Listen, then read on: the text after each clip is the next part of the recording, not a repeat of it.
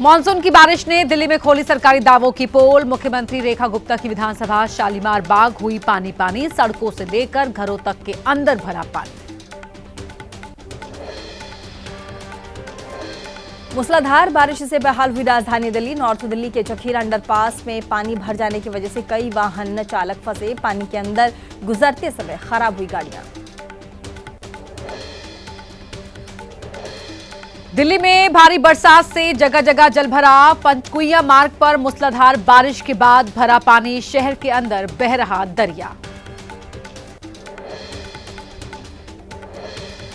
महज कुछ ही घंटों की बारिश ने दिल्ली के लोगों की बढ़ाई मुश्किलें। महिपालपुर रेड लाइट के पास कई फीट जलभराव, लोगों को घंटों तक करना पड़ा पानी कम होने का इंतजार।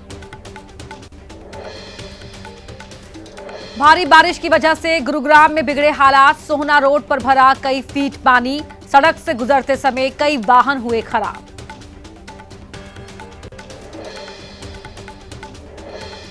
मूसलाधार बारिश ने गुरुग्राम के लोगों की बढ़ाई मुश्किलें। शहर की सड़कों पर जहां तहां जलभराव, घरों के अंदर भी घुसा पानी, जल निकासी के दावों की खुली पोल।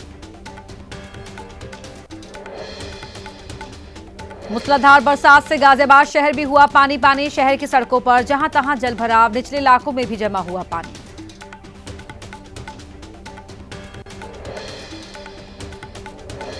नोएडा में हुई झमाझम बारिश से जनजीवन प्रभावित। शहर के निचले इलाकों में मूसलाधार बारिश की वजह से जलभराव, शहर की सड़कों पर भरा पानी। देहरादून में आफत बनकर बरस रही है बारिश। सहसपुर में उफनते बरसाती नाले को पार करते समय बहने से बाल बाल बचे बाइक सवार। मौके पर मौजूद लोगों के मना करने पर भी उठाया जोखिम। उत्तराखंड के रुद्रप्रयाग जिले में बारिश की वजह से दरक रही पहाड़ियां। बद्रीनाथ हाईवे पर नरकोटा में पहाड़ गिरा, साथ ही हाईवे पर 1 घंटे तक बाधित रही आवाजाही।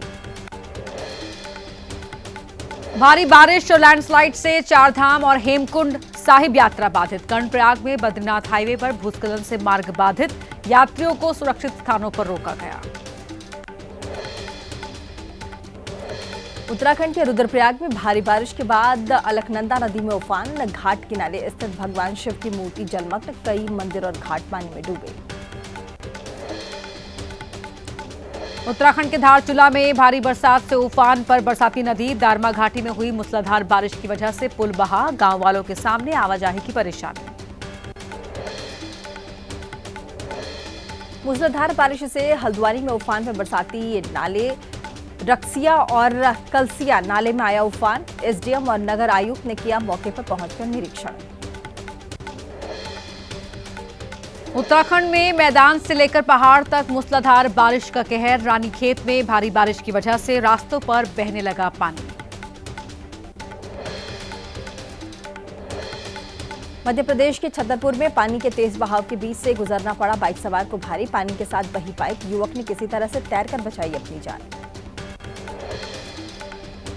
लहचूरा बांध का जलस्तर बढ़ने पर खोले गए बांध के 6 गेट। धसार नदी में डिस्चार्ज किया गया पानी। प्रशासन नदी किनारे के गांव में रहने वाले लोगों को अलर्ट किया।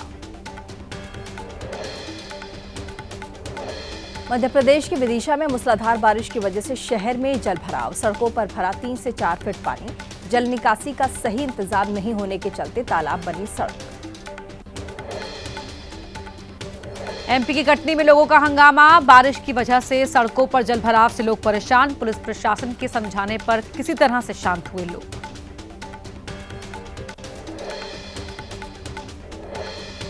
हिमाचल प्रदेश के कुल्लू में सड़क पर आया मलबा। रोड से गुजर रही एक कार मलबे में दबी। कार सवार लोग सुरक्षित, जेसीबी की मदद से कार को बाहर निकाला गया।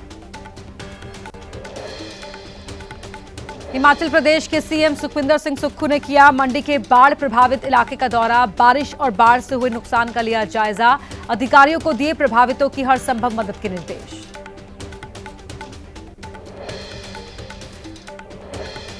मुजफ्फरनगर में हुई मूसलाधार बारिश से पानी पानी हुआ शहर। जलभराव की वजह से तालाब नजर आ रही शहर की सड़कें।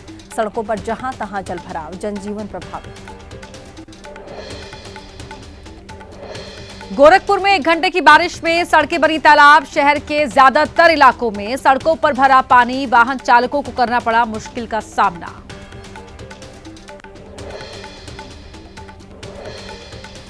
नासिक में भारी बारिश की वजह से बढ़ी दुकानदारों की मुश्किलें। गोदावरी नदी का जलस्तर बढ़ने से बाजार में घुसा पानी। साप्ताहिक बाजार लगने वाले दुकानदारों में मचा हड़कंप।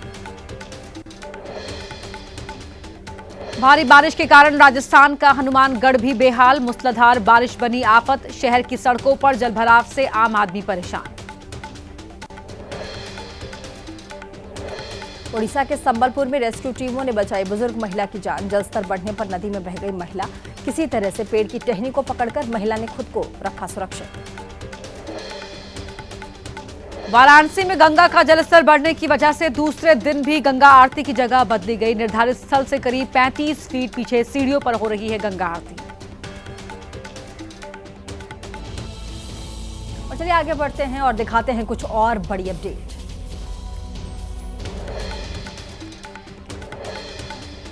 पीएम मोदी का 5 देशों का 8 दिनों का दौरा खत्म। ब्राजील में बिग समिट में लिया हिस्सा। Argentina, Namibia, Ghana, Trinidad and Tobago का भी दौरा किया।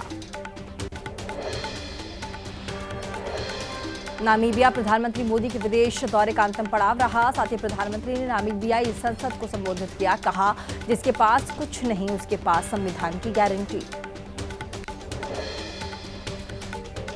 पीएम मोदी को नामीबिया ने अपने सर्वोच्च नागरिक पुरस्कार से सम्मानित किया। प्रधानमंत्री मोदी ने आभार जताते हुए कहा, हमें विश्वास है कि हीरो की तरह चमकेगी भारत नामीबिया की साझेदारी। बिहार में वोटर लिस्ट की विशेष गहन जांच रोकने की मांग। सुप्रीम कोर्ट में आज होगी सुनवाई। चुनाव आयोग के अभियान के खिलाफ 11 तो समर्थन में 2 याचिकाएं दाखिल। बिहार की मतदाता सूची की विशेष गहन जांच का विरोध। चुनाव आयोग के आदेश को निरस्त करने की मांग। आज सुप्रीम कोर्ट में चुनाव आयोग रख सकता है अपना पक्ष। बिहार की मतदाता सूची की जांच को लेकर विपक्ष का चुनाव आयोग पर सीधा हमला। आरजेडी नेता तेजस्वी यादव ने कहा, चुनाव आयोग अब हो गया है गोदी आयोग। बिहार में वोटर लिस्ट की जांच को लेकर बोले कांग्रेस सांसद इमरान, मसूद अमीरों के पास जरूर मिल जाएंगे। दस्तावेज पर गरीब कहां से लाएंगे? क्यों एनडीए काटना चाहता है वोट? जनसुराज नेता प्रशांत किशोर ने कहा, एक साल पहले हुआ चुनाव, ऐसा क्या हुआ कि वोटर लिस्ट जांच की पड़ी है जरूरत? लोकसभा चुनाव वाली वोटर लिस्ट का इस चुनाव में इस्तेमाल हो सकता है। चुनाव आयोग पर शिवसेना उद्धव गुट का बीजेपी के दफ्तर से काम करने का आरोप। आदित्य ठाकरे ने कहा, बीजेपी ने हर चुनाव में वोट की चोरी की और चोरी से ही बनाई सरकार।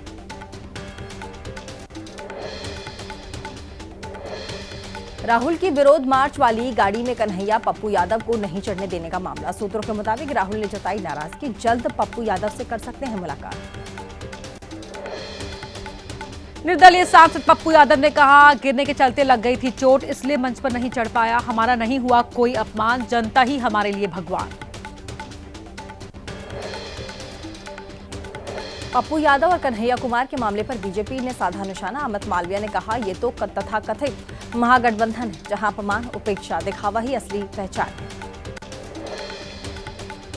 वोटर लिस्ट की गहन जांच का विरोध। महागठबंधन के बुलाए चक्का जाम के बीच आरजेडी कार्यकर्ताओं पर लगे गुंडागर्दी के आरोप। महिला से बदसलूकी और दुकानदार को दुकान में ही बंद करने का दावा। और चलिए ब्रेकफास्ट सुपरफास्ट में आगे राजनीति से जुड़ी तमाम अपडेट आपको दिखाते हैं।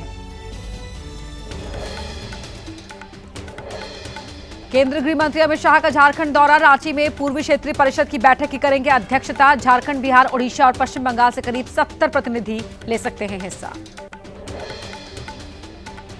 कोलकाता में आज ममता से मिलेंगे उमर अब्दुल्ला। जम्मू कश्मीर के पूर्ण राज्य के दर्जे के लिए उमर चाहते हैं टीएमसी का समर्थन। संसद के मॉनसून सत्र को लेकर भी चर्चा संभव।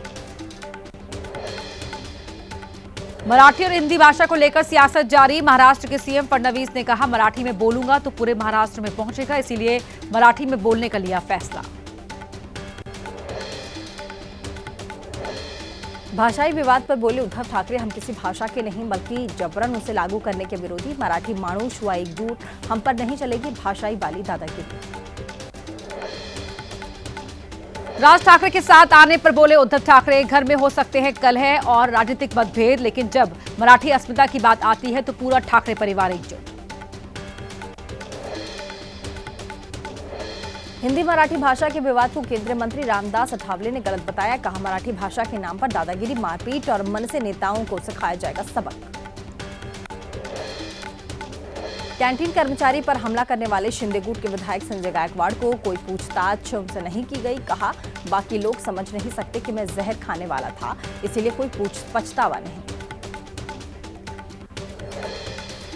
कैंटीन कर्मचारी की पिटाई के मामले में आदित्य ठाकरे ने फडणवीस सरकार को घेरा। कहा, अलीबाबा की चोर गैंग को सत्ता में रहने का हक नहीं, अश्लीलता फैलाने के आरोप में विधायक पर हो कार्रवाई।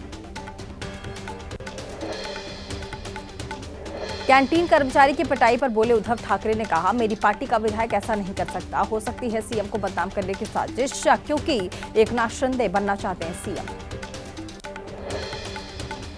कैंटीन कर्मचारी को मारने के मामले में फडणवीस ने कार्रवाई का दिया भरोसा। कहा, ऐसी किसी हरकत का समर्थन नहीं, इससे विधायकों की छवि होती है धूमिल।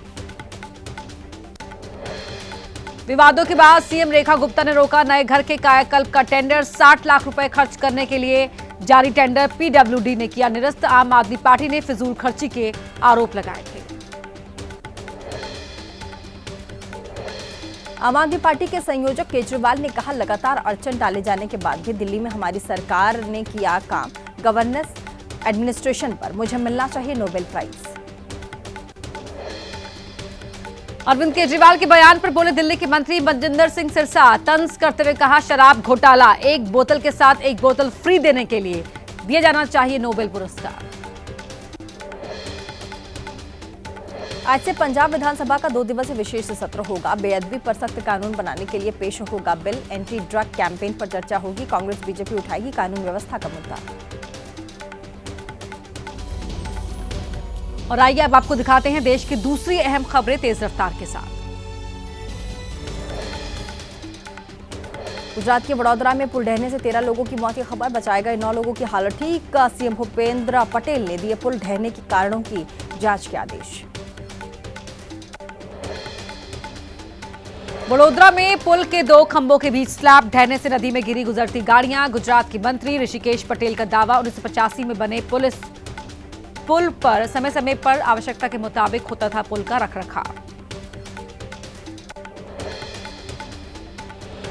गुजरात में वडोदरा में पुल ढहने से नदी में समा गए पुल के गुजरते हुए वाहन। सरकार के पुल का जीर्णोद्धार करने के दावे पर कांग्रेस ने उठाए सवाल। गोहिल ने कहा, ऐसा था क्योंकि क्यों गिरा पुल।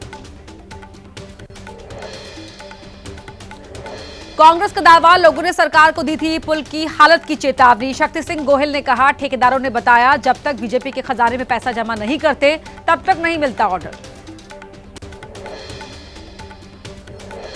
गुजरात के वडोदरा में पुल ढहने से 13 लोगों की मौत। आम आदमी पार्टी ने साधा निशाना। कहा, मोदी का गुजरात मॉडल जनता के लिए साबित हो रहा है जानलेवा। फिल्म उदयपुर फाइल्स की रिलीज की रोक की मांग। मौलाना अरशद मदनी की याचिका पर आज भी दिल्ली हाईकोर्ट में सुनवाई। सेंसर बोर्ड के मुताबिक फिल्म से हटाए गए करीब 14 सीट। कन्हैयालाल हत्याकांड पर बनी फिल्म उदयपुर फाइल्स की रिलीज रोकने की मांग। मद्रास हाईकोर्ट में भी दाखिल की गई याचिका।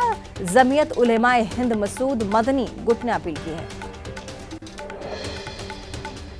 फिल्म उदयपुर फाइल्स को लेकर मुस्लिम संगठनों के साथ राजस्थान कांग्रेस। स्वर्णिम चतुर्वेदी ने कहा, सियासी फायदे के लिए बीजेपी के लोगों ने बनवाई फिल्म, समाज में नफरत फैलाने की होगी कोशिश।